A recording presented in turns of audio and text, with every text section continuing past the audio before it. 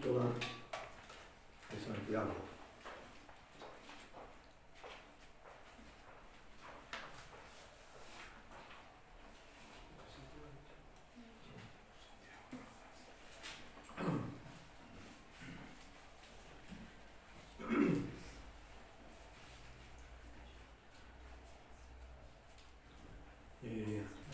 Vamos a leer los versículos del 12 al 15. Y si es posible, todos leyendo en voz alta juntos.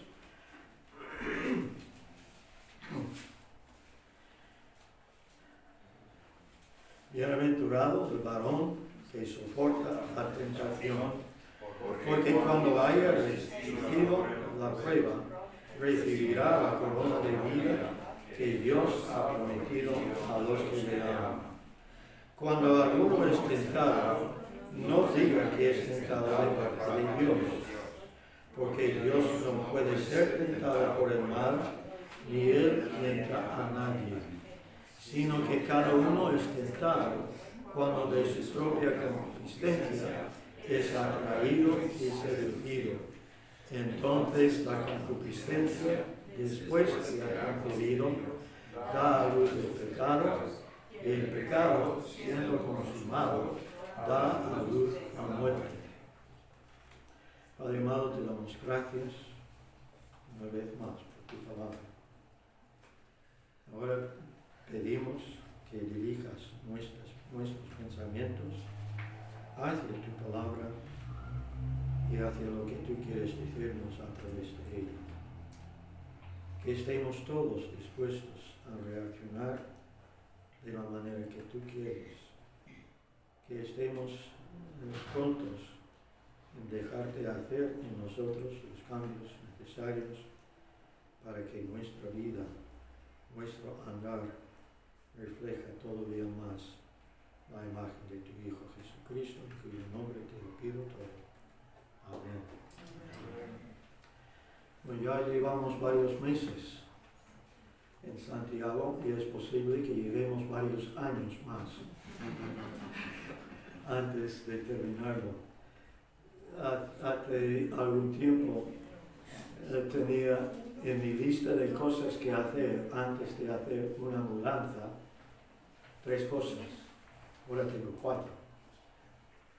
Gracias al pastor. Pero bien, me alegra que él me ha dado esta oportunidad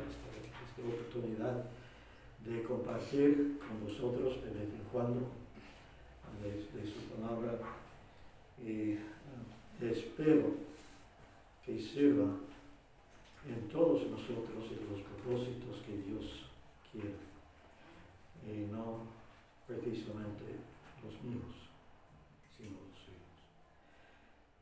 Empezamos más bien en los versículos de 2 a 4, hablando de la fe puesta a prueba.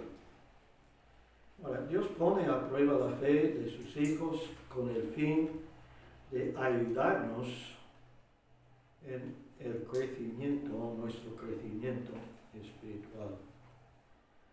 Y también para que sepamos exactamente dónde estamos en el proceso de nuestro crecimiento como hijos suyos. Ahora, los versículos de 5 a 8, vemos la fe del hombre humilde contrastada, con el cuello erguido del hombre orgulloso, del rico en particular, el rico que se cree autosuficiente, capaz de ver satisfechas sus necesidades por medio de sus propios esfuerzos y recursos.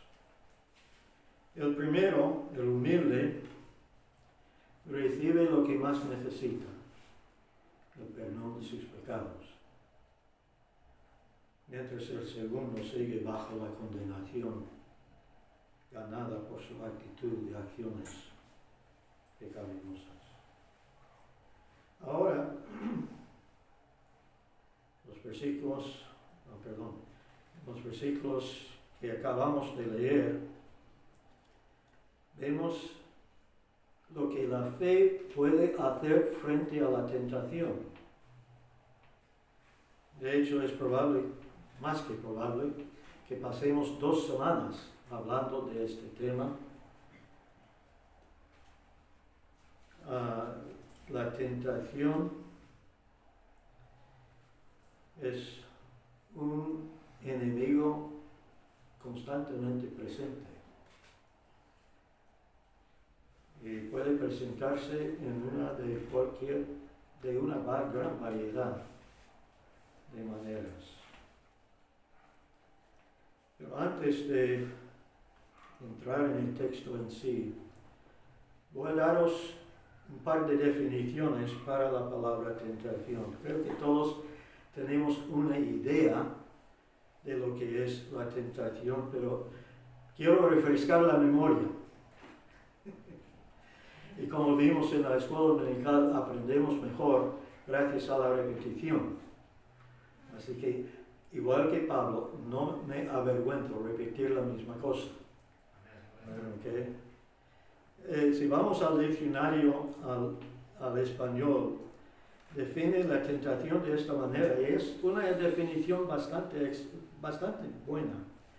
Es el impulso espontáneo o provocado por alguien o algo de hacer cierta cosa que hay razones para no hacer. Pensad en lo que dice esto. Impulso espontáneo o provocado por alguien o algo de hacer algo que hay razones para no hacer. El verbo tentar es definido como inducir a alguien a hacer, tomar, etc., una cosa que no debe o no le conviene tomar o hacer, mostrándosela de modo que le apetezca. Los anuncios en la televisión presentan tentaciones constantemente.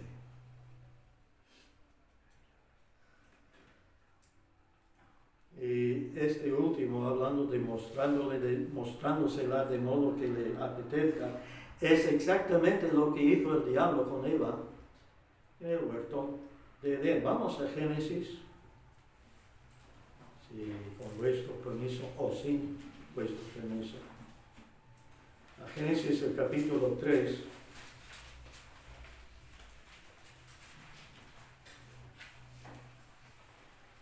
Y vamos a leer el texto que tiene que ver con esto. Génesis 3, los versículos 4, 5 y 6.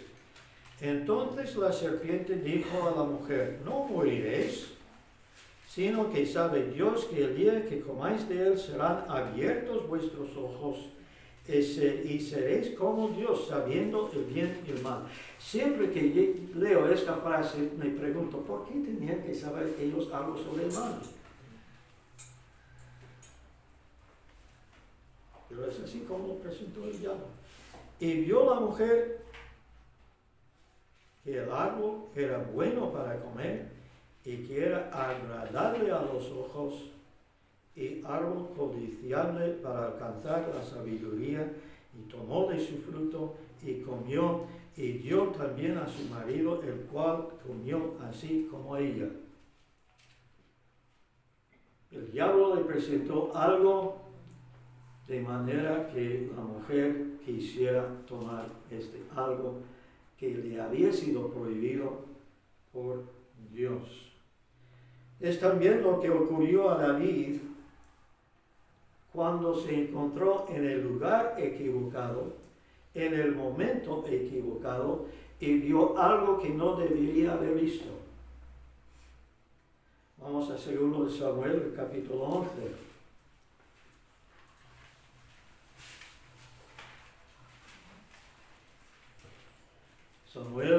Segundo de Samuel, capítulo 11, vamos a leer los primeros 4 versículos.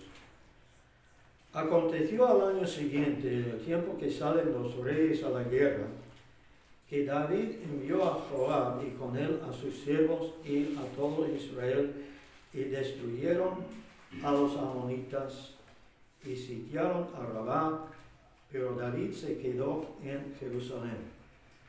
Hay algo malo en esto. Dice que es el tiempo cuando salen, cuando a la guerra, ¿quién a la guerra? Los reyes. ¿Y qué hizo el rey? Envió a otro para ir en su lugar. Así que va a quedarse en el sitio equivocado, el lugar equivocado. Y sucedió un día, al caer la tarde, que se levantó David de su lecho y se paseaba sobre el terrado de la casa real y vio desde el terrado a una mujer que se estaba bañando, la cual era muy hermosa. Envió David a preguntar por aquella mujer y le dijeron: aquella es Betsabé, hija de Eliam, mujer de Urías Eteo. Envió David mensajeros y la tomó y vino a él y él durmió con ella. Luego ella se purificó de su inmundicia y se volvió a su casa. David, en el lugar equivocado, en el momento equivocado, vio algo que no debió haber visto y fue tentado y sucumbió a la tentación. Ahora,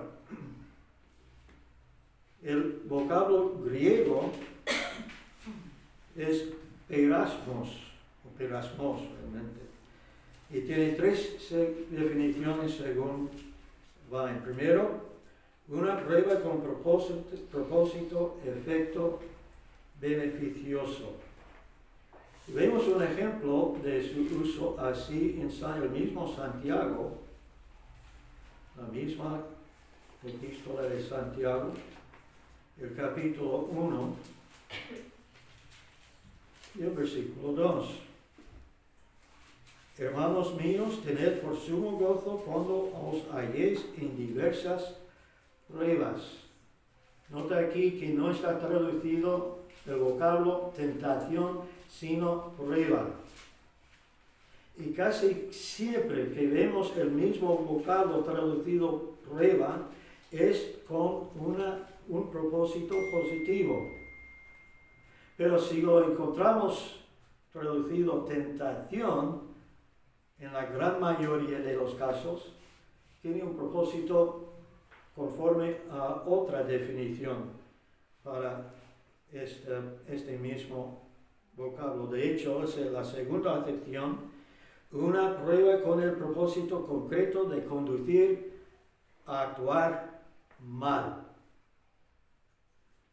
Y vemos un ejemplo, además que los ejemplos vistos aquí, en Lucas el capítulo 4. Lucas el capítulo 4. Y precisamente el versículo 13. No vamos a leer todo el contexto. Voy a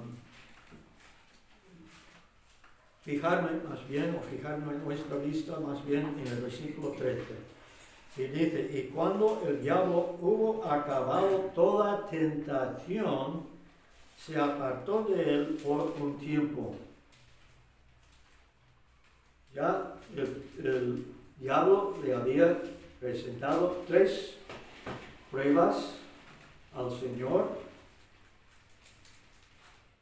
La razón por que tenía el diablo en presentar estas pruebas o estas tentaciones era tener o conducir o incitar al Señor a hacer algo que no debía. Pero no había nada en Jesús para atraerle en esa dirección. No había nada en la naturaleza pecaminosa humana en él.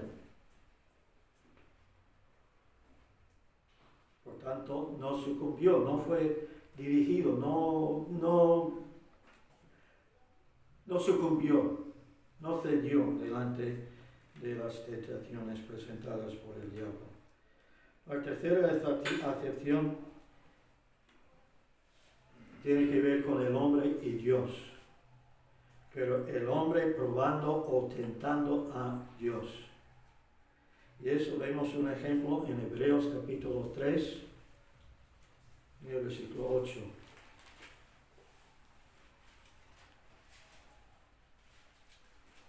No endurezcáis vuestros corazones como en la provocación en el día de la tentación en el desierto.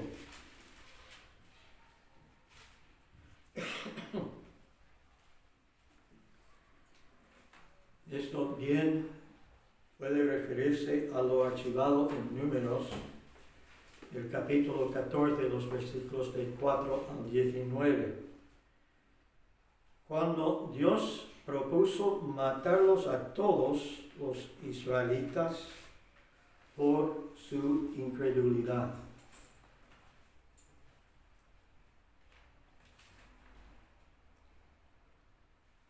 Pero no lo hizo gracias a la oración de Moisés intercediendo a favor del pueblo.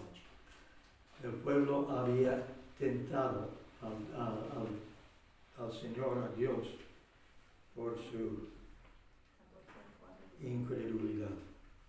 Números 14, versículos de 4 a 19. Ahora, el verbo tentar, vamos a ver este verbo 5 veces en este texto, en estos versículos 13 y 14, y todas ellas con la tentación a pecar. Antes de hacer esto, quiero que veamos otro texto. Primero a los Tesalonicenses, el capítulo 3.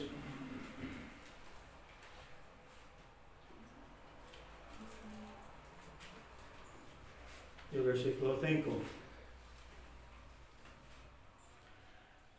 Por lo cual también yo, no pudiendo soportar más, envió para informarme de vuestra fe, no sea que os hubiese tentado el tentador y que nuestro trabajo resultase en vano. El tentador, al fin y al cabo, es el mismo diablo que había tentado al Señor. Y la tentación, si leemos todo el contexto, tiene que ver con la presentación de los judaizantes de la supuesta necesidad de hacerse judío primero para poder ser hijo de Dios. Y Pablo quería saber si los tesalonicenses se habían quedado fiel a la enseñanza que él les había dado, o si habían sido tentados y habían sucumbido a esta tentación resultados por estos falsos maestros. Si esto le había podido desviar de su confianza en Cristo, en seguir la enseñanza que había recibido de Pablo. Ahora, hay tres cosas que quiero que veamos de los 4 versículos que hemos leído. Primero, los versículos 13 y 14, la fuente o de dónde viene la tentación.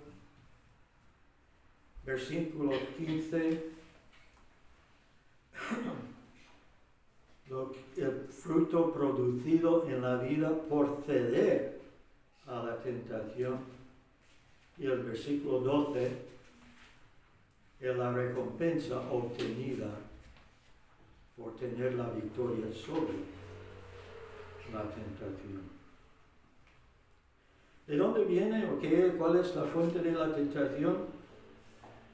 Podríamos preguntar, ¿viene de Dios o de Satanás y sus ayudantes y colaboradores? ¿Viene de dentro del hombre o de fuera?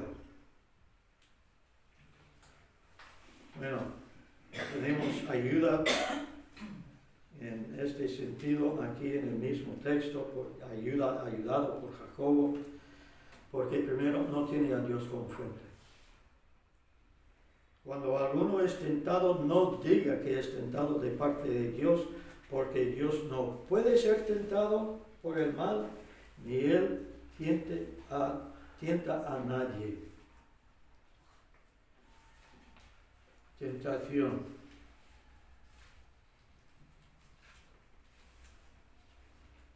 Una prueba con el propósito concreto de conducir a hacer bien o mal.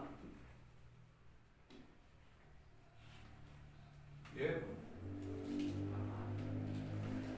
Para hacer mal. Para hacer mal. Para hacer mal en este contexto. Ya hemos visto en otros estudios, otros mensajes, que Dios no tienta ni prueba con el propósito de instigar al hombre a hacer algo o a actuar mal, sino pone a prueba a sus hijos con esta esperanza de verles salir de la prueba aprobados a propósito. Posibles alumnos del instituto. Una advertencia o un consejo, o simplemente una palabra. Los exámenes que doy no tienen el propósito de haceros fracasar o salir desaprobados del examen. Tienen dos propósitos, uno para mí y otro para vosotros. Uno para mí para saber si estoy dando bien las clases. Y otro para vosotros para que sepáis lo que tenéis que volver a repasar si hace falta. ¿Okay? Así que el propósito no es veros fracasar o salir con un suspenso del examen, sino todo lo contrario. Yo quiero, ojalá podría dar un 10 a todos. De hecho, Paula tenía la tendencia de decir que era demasiado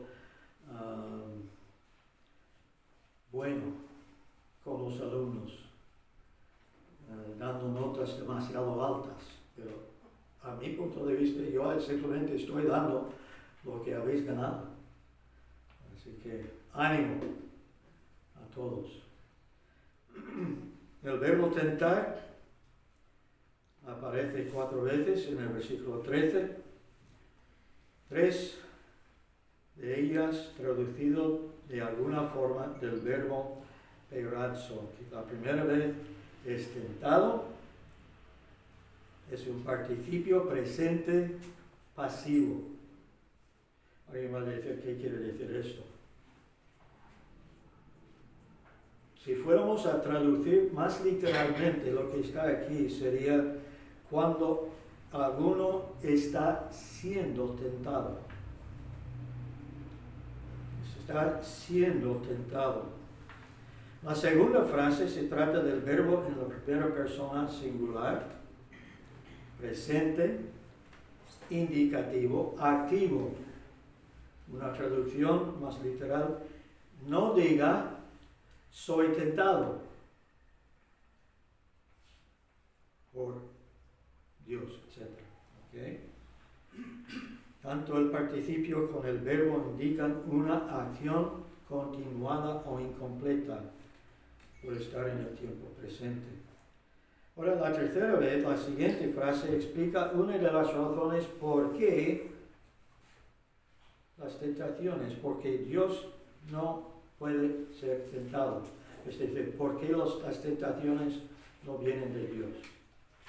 ¿Okay? Porque Dios no puede ser tentado. Es una traducción bastante literal del original griego. La frase que incluye la palabra tentado es un adjetivo usado para describir el sujeto que es Dios. Y significa no puede ser tentado. No puede ser tentado. Y es una de las razones por qué las tentaciones presentadas a Jesús por el diablo no le afectaron. No le afectaron. Él no puede ser tentado, literalmente. La razón, no existe en él la naturaleza pecaminosa que todos nosotros, los seres humanos, nacidos de padres humanos, tenemos por naturaleza. Tenemos heredado de nuestro padre Adán, heredada la naturaleza. Ha sido pasada de generación en generación desde cuando nació Caín. Y hemos visto cómo reaccionó Caín a su prueba. Y seguirá así hasta que las mujeres humanas dejan de dar a los hijos. Bueno, podéis intentar adivinar cuándo va a ocurrir esto, si queréis. La última frase presenta otra razón por qué el hombre no puede decir con razón que la tentación viene de Dios. Él no tienta a nadie. Ahora, si es tercera persona singular, presente, indicativo, activo, tiene a Dios como el sujeto, el que actúa. Dicho de otra manera, ni él está tentando a nadie por ser en el tiempo presente. Acción continuada y completa. Ahora, si Dios no es la fuente de la tentación, entonces ¿de dónde viene? Bueno, el siguiente versículo nos da la respuesta. Tiene algo dentro de nosotros como fuente. Versículo 14. Sino que cada uno es tentado cuando de su propia concupiscencia es atraído y seducido. Seguimos en la misma oración gramatical. Ahora esta parte introducida por una conjunción, sino, que significa no lo que acabo de decir o presentar, sino lo que voy a presentar. O en lugar de esto, esto. Bien. La acción sigue siendo continuada, incompleta. Está siendo tentado, ninguno está siendo tentado. Y el verbo es en la tercera persona singular. El sujeto, y como es pasivo, el sujeto va a recibir la acción, no actuar. No es el actor. En otras palabras, lo que realmente toma lugar es que cada individuo está siendo tentado cuando cierto atributo común a todos los seres humanos es activo. Este atributo es la concupiscencia. Un atributo definido por el diccionario como la cualidad de ser excesivamente deseoso de bienes materiales, de ser dominado por la afición a los placeres materiales, especialmente los sexuales. El verbo griego se define como el anhelo por lo prohibido. El anhelo por lo prohibido. Así que las dos definiciones concuerdan. La oración termina, o llega a la conclusión de que este algo prohibido atrae, es decir, capta la atención y hace acercarse a la persona hacia él. Y con el propósito específico de seducirle. seducirla, hacer que coge o hace lo prohibido, algo que no debería hacer. Es típico del ser humano querer hacer lo prohibido, ¿verdad, padres?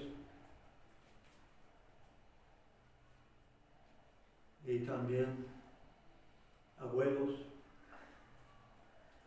Es típico de todos nosotros querer hacer lo prohibido. Es simplemente algo que ha nacido dentro de nosotros, que recibimos como parte de nuestra naturaleza pecaminosa. Y creo que es probable que esta fuera una de las razones porque en una de sus visitas aquí el hermano Woody aconsejó a las esposas que no digan a sus maridos, no mires cuando pasa cerca de una mujer vestida más como una mujer de la calle que de una manera modesta. Porque decir no mires, automáticamente el hombre va a querer mirar. Así que repito la misma advertencia, el mismo consejo. ¿Okay?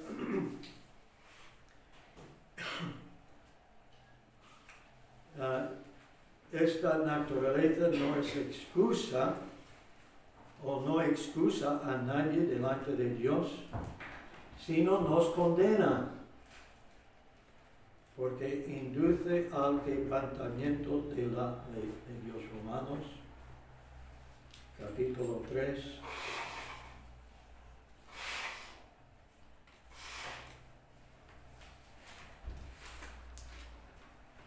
Romanos, capítulo 3.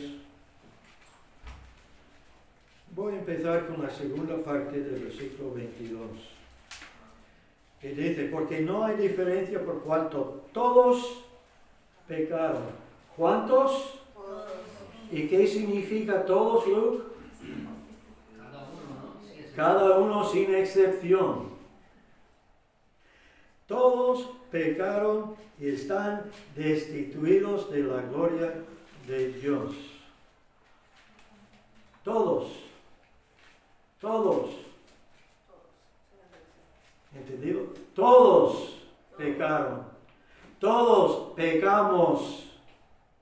Y estamos destituidos por naturaleza de la gloria de Dios.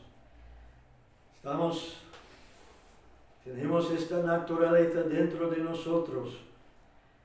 Y también no solamente quebrantar la ley de Dios, sino no hacer lo que la conciencia dice que deberíamos hacer. Vamos a Santiago, capítulo 4.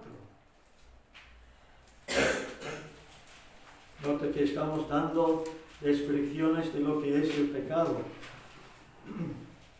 Capítulo 4, versículo 17. Y al que sabe hacer lo bueno y no lo hace, le es pecado. Al que sabe hacer lo bueno y no lo hace, le es pecado. Saber hacer el bien y no hacerlo es tanto pecado como hacer algo prohibido. ¿De acuerdo? Amén o amén. Amén. Ok. Voy a resumir todo esto con la misma pregunta que donde empezó. ¿De dónde vienen las tentaciones? Vienen de dentro de cada uno de nosotros. Vienen de dentro de cada uno de nosotros. De este anhelo que tenemos por lo prohibido. Y que forma parte de nuestra naturaleza humana. El diablo y sus colaboradores pueden usar objetos, personas o ideas para atraer nuestra atención o como cebo. ¿A cuántos les gusta la pesca? ¿Cuántos han practicado alguna vez la pesca? Hay muchos que no, jamás habéis practicado la pesca. Bueno, creo que soy el peor pescador del mundo. Y lo está diciendo que no, él es el peor. Mira, yo fui de pesca con unos compañeros de instituto en Colorado.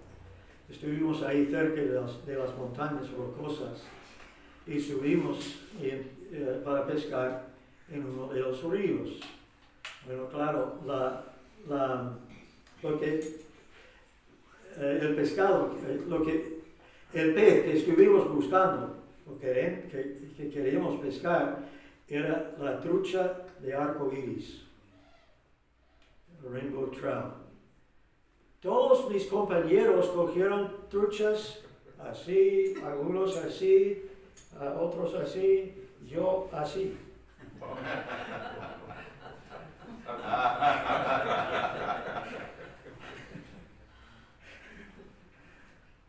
No, es como digo, soy el peor pescador del mundo.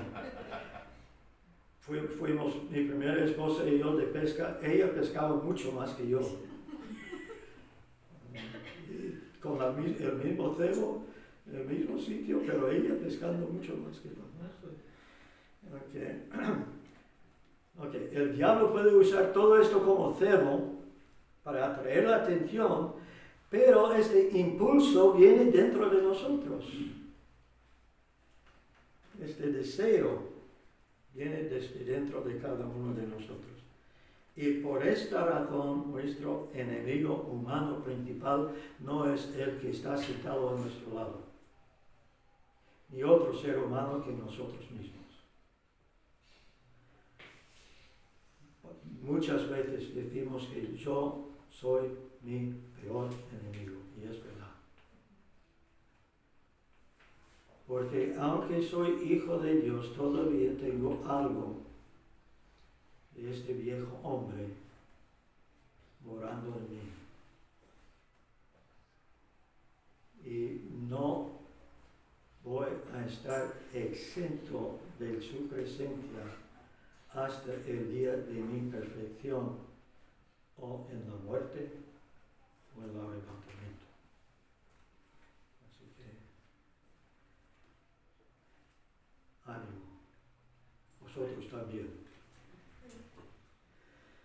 El fruto por ceder. No sé hasta dónde vamos a llegar con esto, así que vamos a ver en el versículo 15 el fruto por ceder a la tentación. Entonces la concupiscencia, después que ha concebido, da a luz el pecado, y el pecado, siendo consumado, da a luz la muerte. Yo veo en este versículo una progresión muy parecida a lo que ocurre a todos nosotros en lo que es el proceso de la vida. Nota que empieza con la conjunción adverbio, entonces, y significa, o es equivalente a decir a continuación en este contexto, en este texto. A continuaciones. Las tentaciones, voy a repetir, las tentaciones no vienen de Dios, sino tienen el propio deseo, sino del propio deseo por lo prohibido. Y a continuación, la concupiscencia produce la serie de eventos nombrados. Ahora, son 4. Yo veo 4 eventos presentados aquí. La concepción, el nacimiento, el crecimiento y la muerte. La concepción, el nacimiento y la muerte. Dice, después que ha concebido.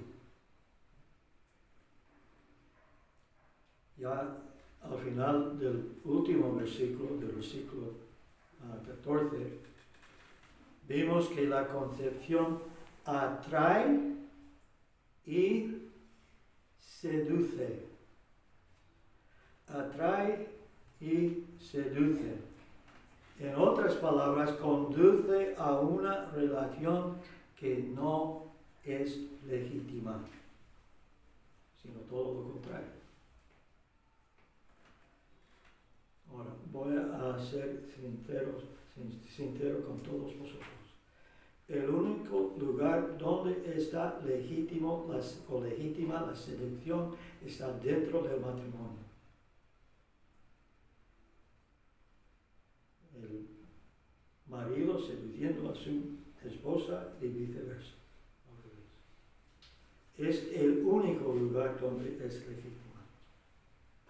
Todo lo demás de la seducción es ilegítima. En las relaciones ilegítimas humanas, ¿qué pasa? El hombre seduce a la mujer o la mujer al hombre. Esa seducción resulta en una relación sexual, en muchos casos, una relación sexual no legítima. Ahora, el producto de esta relación puede ser la concepción de otro ser humano. Ahora, en el ámbito espiritual, este anhelo por lo prohibido seduce al ser humano que resulte en la concepción de otro producto. Lo dejo ahí de momento. Segundo paso en el proceso, después de la concepción, el nacimiento, ¿no? En el proceso normal humano pasan unos 9 meses entre el momento de la concepción y el día cuando la mujer da a luz un hijo. En el proceso espiritual normalmente ocurre enseguida o casi. Cuando dos seres humanos se unen y la mujer concibe, el producto es otro ser humano.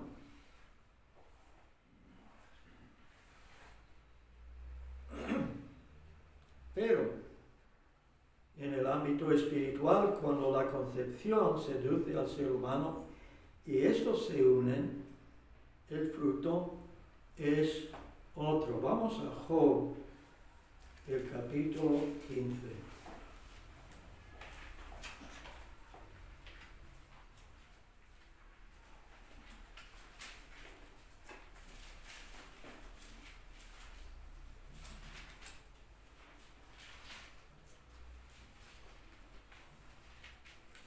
Y el versículo 35.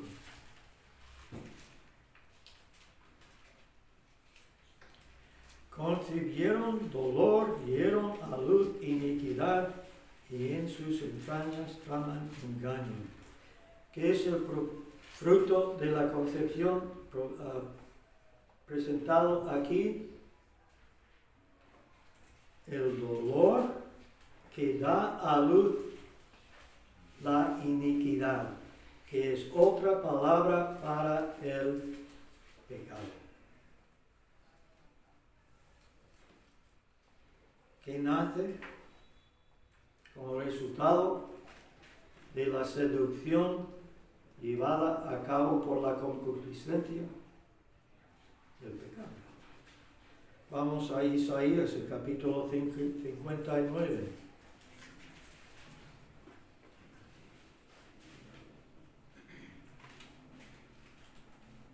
Isaías, el capítulo 59,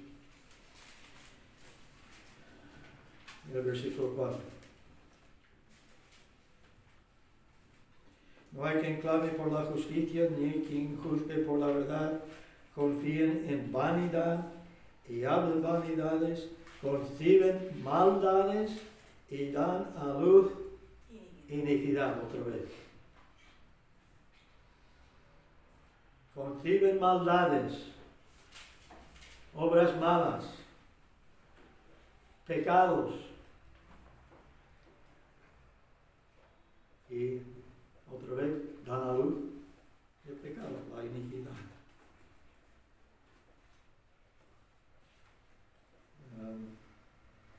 A propósito, la palabra, el vocablo traducido maldad en Isaías 59:4 es el mismo traducido dolor en Job 15:35.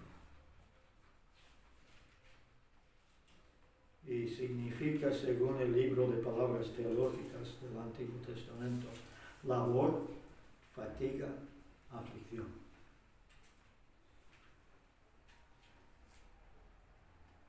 Un texto más, bueno, no, tengo más. Salmo, capítulo 7, el Salmo 7.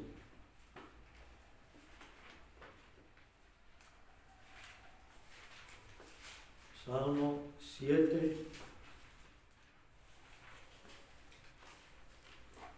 Y el versículo 14.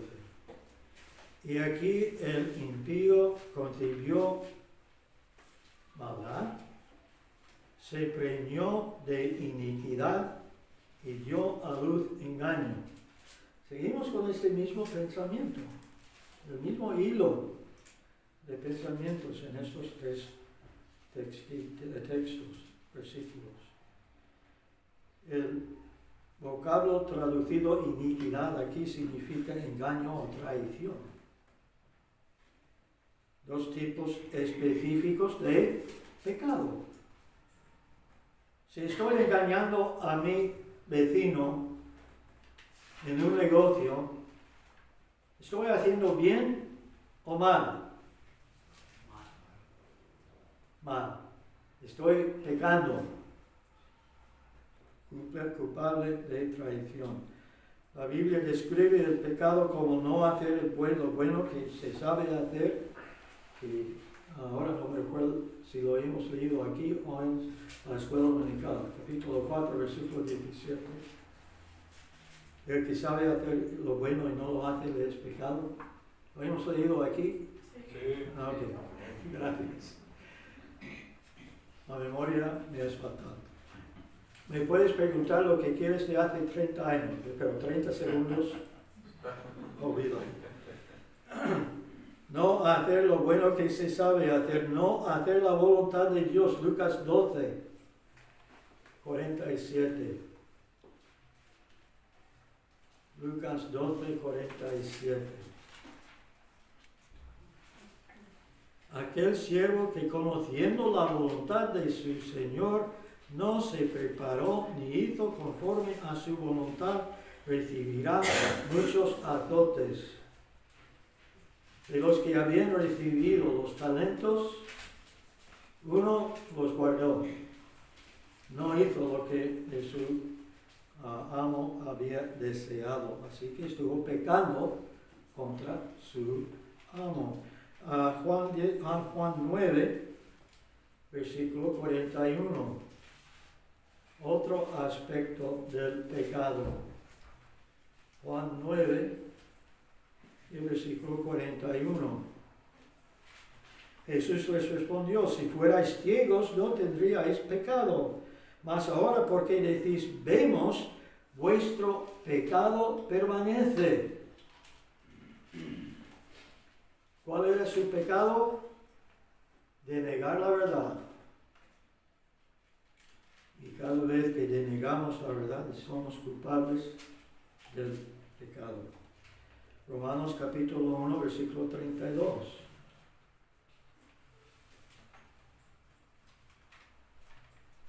Quienes habiendo entendido el juicio de Dios, que los que practican tales cosas son dignos de muerte, no solo las hacen, sino que también se complacen con los que las practican.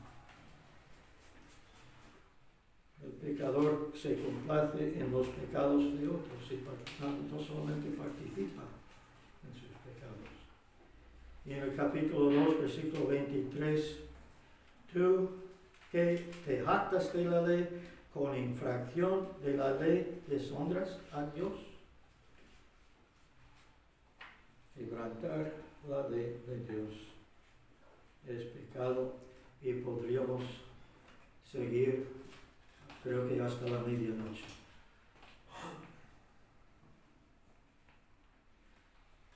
Vamos a dar un paso más en este proceso de la vida. Vamos a dejar el último paso para la semana que viene.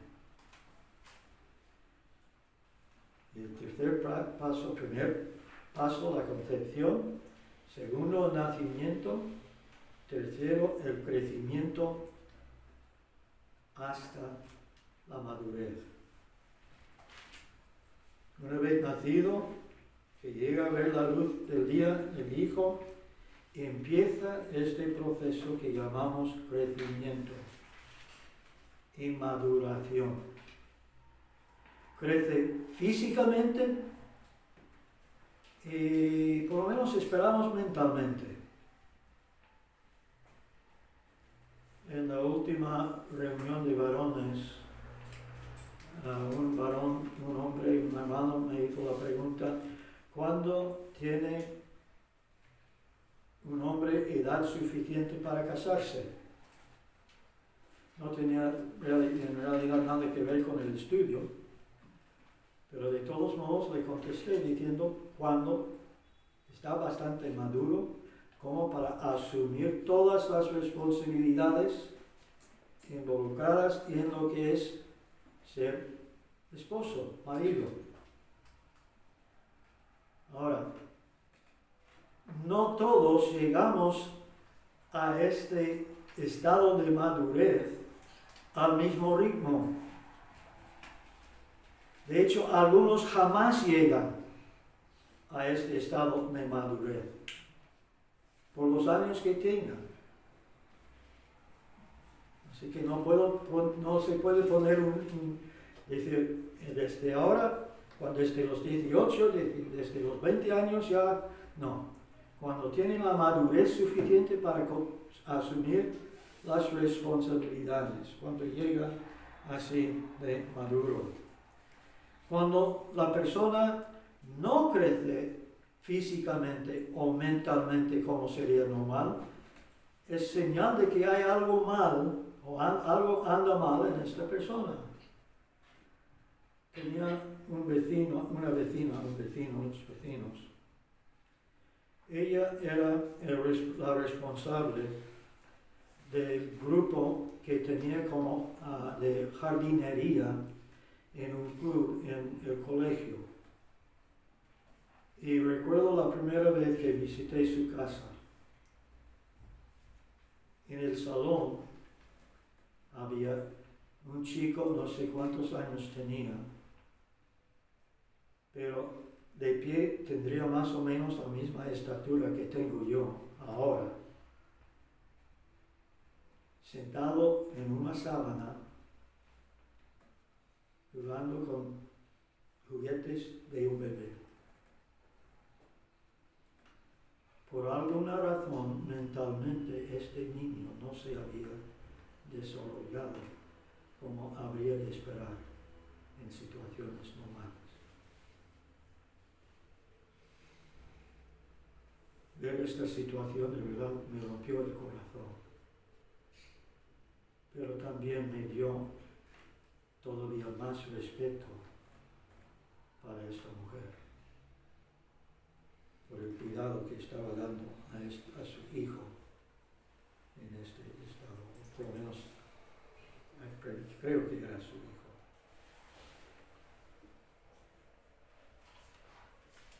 No todos nosotros nos desarrollamos físicamente o mentalmente al mismo ritmo, y el pecado tampoco se desarrolla en nosotros al mismo ritmo, en todos los casos. Algunos tardan muchos años en llegar al estado mencionado en Romanos, el capítulo 1, creo que es el versículo 28.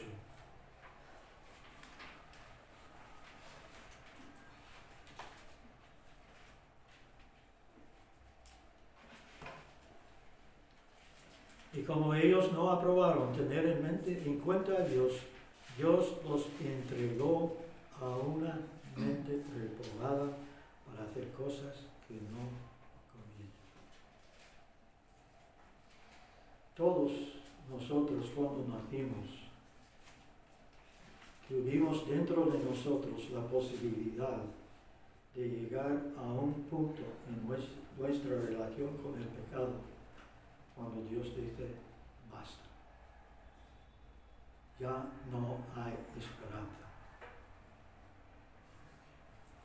Porque la mente reprobada ya no tiene esperanza. No hay remedio para él. La frase siendo consumada podría haberse traducido habiendo llegado a su punto de desarrollo completo. El pecado, habiendo llegado a su punto de desarrollo completo, dio a luz la semana que viene.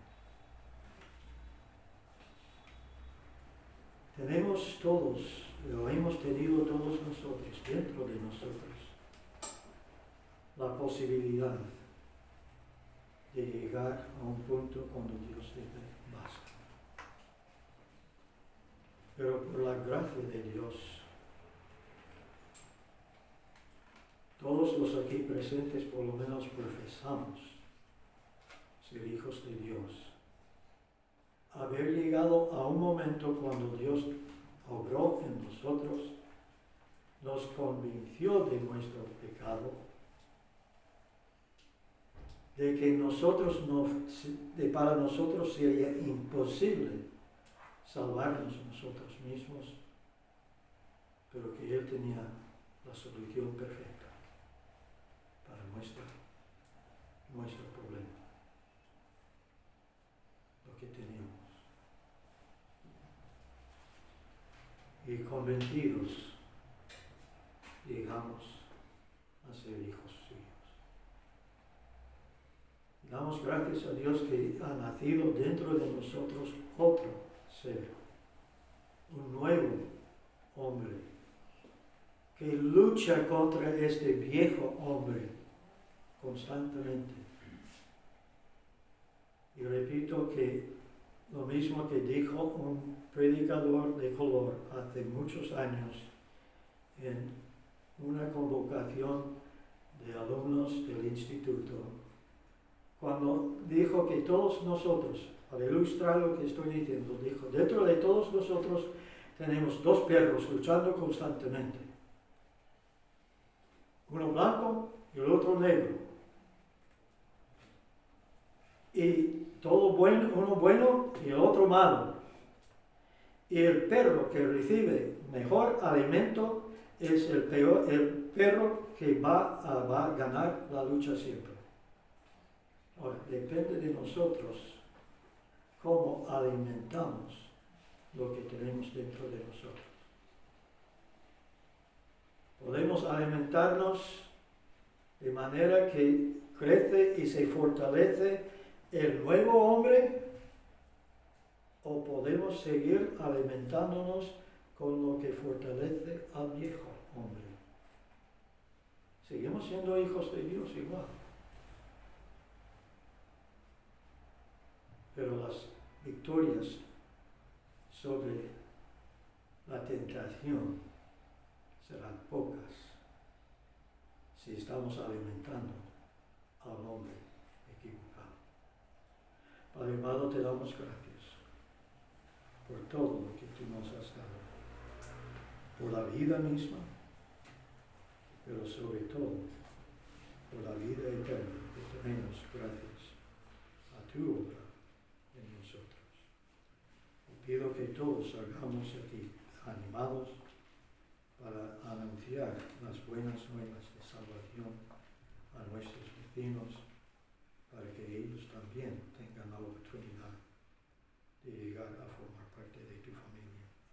de tener un nuevo hombre morando dentro de ellos. Y todo te lo pido en nombre de nuestro Señor y Salvador Jesucristo, para su honra y su gloria. Amén. Bueno, podéis entrar, poneros de pie.